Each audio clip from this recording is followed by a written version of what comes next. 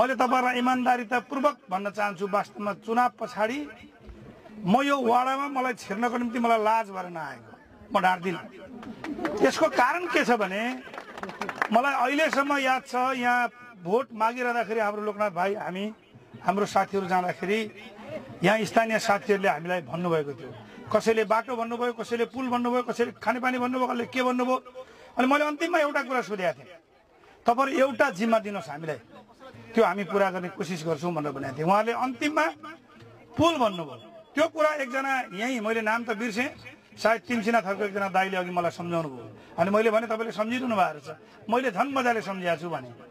अनि यो पुल बनाउने क्रममा के भयो भन्नुहुन्छ भने हाम्रो सरकार बन्यो, गठबन्धनको सरकार बन्यो, अनि हाम्रै मान्छेहरू अर्थमन्त्री बन्नुभयो।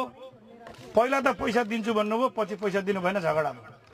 फलस्वरूप यो पुलको झगडाको कारणले एक रात कस्टडीमा समेत हाल्नुभयो हाम्रै साथीहरूले हामीलाई। अनि हामी अझै भिड्यौँ।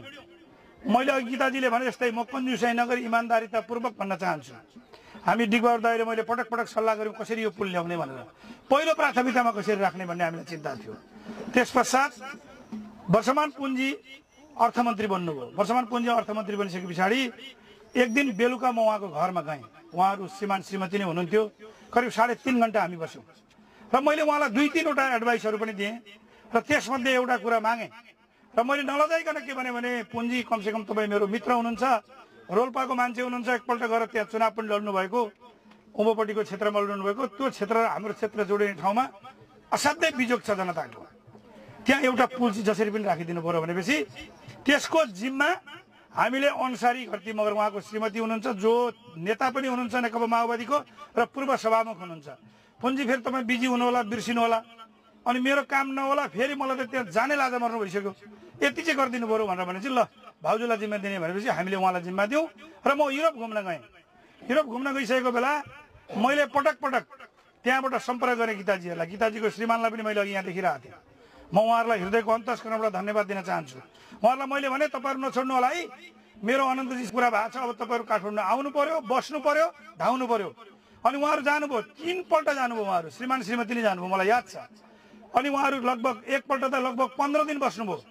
अनि मैले फेरि भने तपाईँहरू नछोड्नुहोस् है, जाँदै हुनुहुन्छ, जाँदैछु। उहाँहरू जाँदै हुनुहुन्छ। उहाँहरू दैनिक रूपमा धाउनुभयो र यसको बजेट चाहिँ हामीले शीर्षकमा राख्नको निम्ति सफल भयौँ। त्यसको निम्ति हामी वर्षमानजी र उहाँको परिवार, उहाँको श्रीमतीसम्मलाई यो भेगका जनताको तर्फबाट 1 इन्च कन्जुसाइ नगरिकन हृदयको अन्तस्करणबाट धन्यवाद दिन चाहन्छौँ। र गीताजीहरूलाई पनि श्रीमान श्रीमतीलाई नि, खोइ दिपकजी कहाँ हुनुहुन्छ, हात उठाउनु त, कता जानुभयो? हाम्रो दिपक भट्टराईजी हो। उहाँलाई पनि म व्यक्तिगत रूपमा पनि र यो भेगका जनताको तर्फ